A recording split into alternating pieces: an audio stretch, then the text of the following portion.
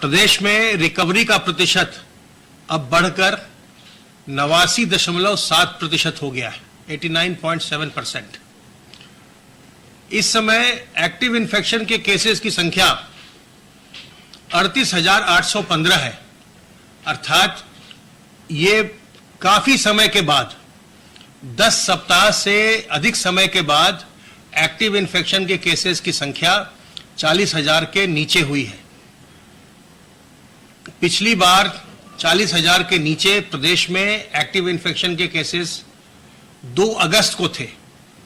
2 अगस्त के बाद आज 12 अक्टूबर को फिर से एक बार 40,000 से नीचे हमारे एक्टिव इन्फेक्शन के केसेस हो गए हैं, जो पिछले 24-25 दिनों में हमने देखा है कि एक्टिव इन्फेक्शन के केसेस में लगातार गिरावट आ रही है।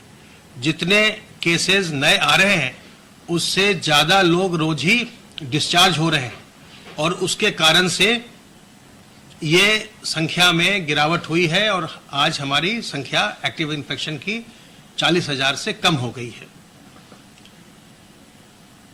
संक्रमित लोगों में से कुल 6,438 लोगों की अभी तक मृत्यु हुई है।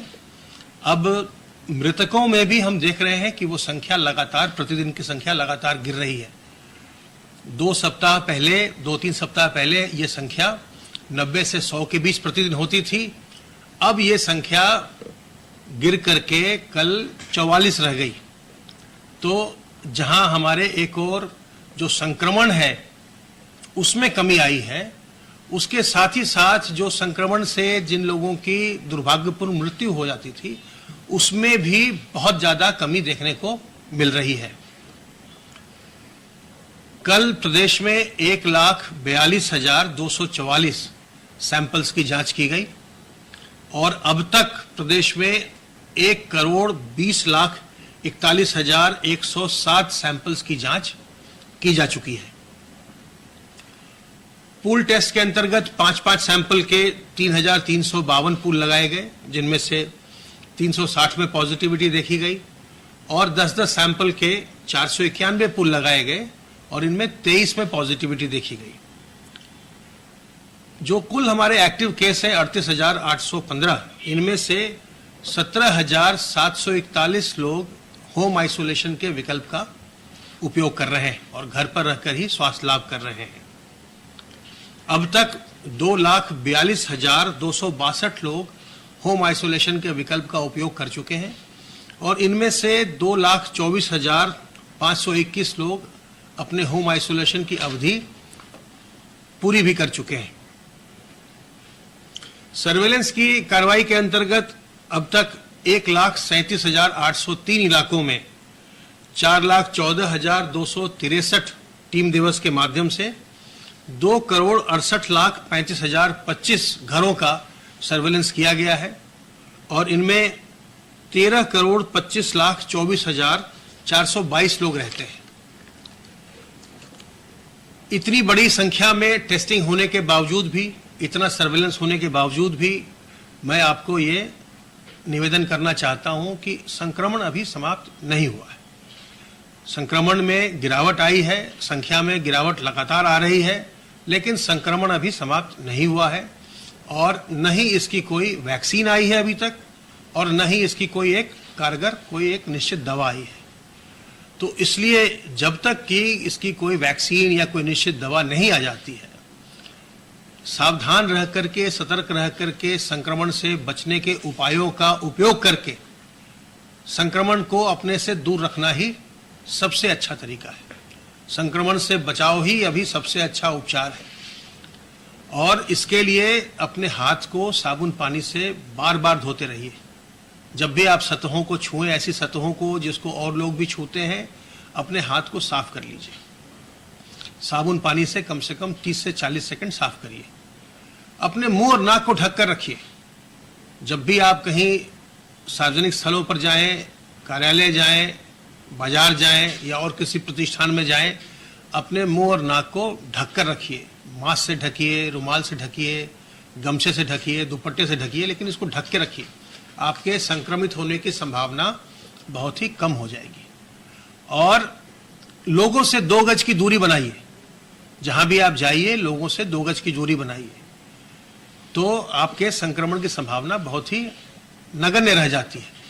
सावधानी बरत करके आप संक्रमण से दूर रह सकते हैं और दूसरों को भी बचा सकते हैं। इसके साथ ही साथ जो आपकी इम्यूनिटी है, शरीर की प्रतिरोधक क्षमता है, उसको भी बढ़ाइए। नीम की पत्तियों का सेवन करिए, अजवाइन के अर्क का सेवन करिए, तुलसी दल, काली मिर्च, अदरक, इसके काढ़े का सेवन करिए, गर्म पानी का सेवन करिए, योग करिए, प्राणायाम करिए, व्यायाम करिए। और एक चीज और जो बहुत ही लाभकारी है, वो भाप को इनहेल करिए, स्टीम इनहेलेशन करिए। इससे बहुत लाभ होगा। इससे आपका जो श्वसन तंत्र है, सांस लेने की जो पूरा जो सिस्टम है, उसमें लाभ होता है। और विशेष करके जो लोग होम आइसोलेशन में हैं, उनको स्टीम इनहेलेशन भी लगातार करना चाहिए। हर दिन कम से कम 2 बार 3 बार आप अगर स्टीम इनहेलेशन करेंगे तो इससे आपको लाभ होगा। जब तक कोई दवा नहीं आती है तब तक सावधान सतर्क रह करके इस संक्रमण से बचिए। और विशेष करके जो आपके घर के बुजुर्ग व्यक्ति हैं, जो आपके घर में ऐसे लोग हैं जो पहले से किसी बीमारी से ग्रस्त हैं, या छोटे बच्चे हैं, गर्भवती महिलाएं हैं, इन्हें संक्रमण से बचाइए। और आप जानते हैं कि आगे आने वाला समय त्योहारों का समय है, जबकि लोग बाग निकलेंगे बाहर, बाजार जाएंगे, उस समय भीड़ भाड़ भी हो सकती है। उस समय बहुत ज़्यादा सतर्क रहने की आवश्यकता है। ये वायरस जो है ये भीड़ भाड़ को बहुत पसंद करता है। जहां भी भीड़ भाड़ होती है वहां पर ये आसानी से लोगों को संक्रमित करता है। तो इसलिए भीड़ भाड़ में जाने से बचिए। जहां तक हो सके, जब तक आवश्यक नहीं हो, घर से मत निकलिए। और अगर आप बुजुर्ग व्यक्ति हैं या पहले से बीमार व्यक्ति हैं तो घर से बाहर अत्यंत अपरिहार्य स्थिति हो तभी निकलिए। नहीं तो अगर आपको डॉक्टरों की सलाह भी लेनी हो तो जैसा मैंने आपसे निवेदन किया है, ई-संजीवनी पोर्टल का उपयोग करिए।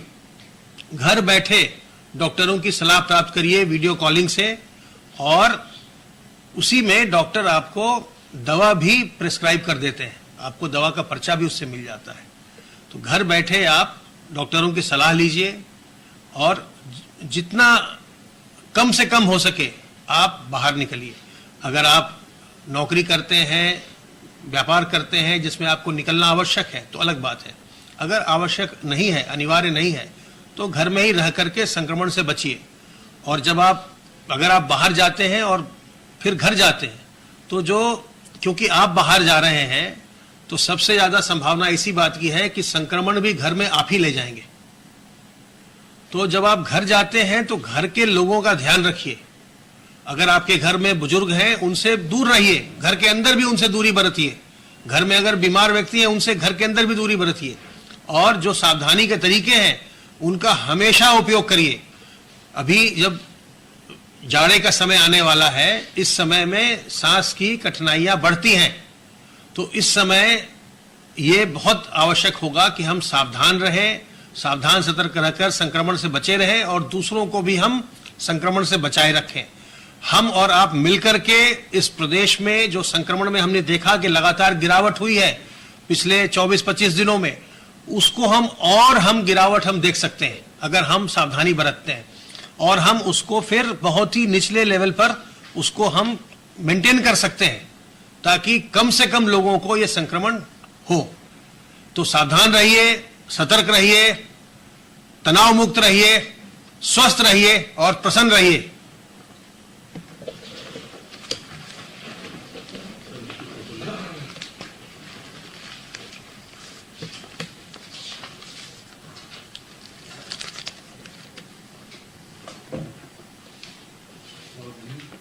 बस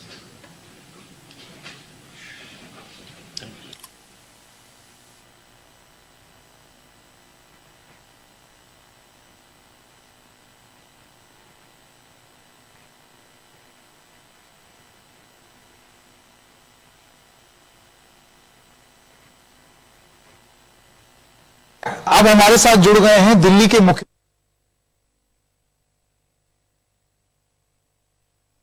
किस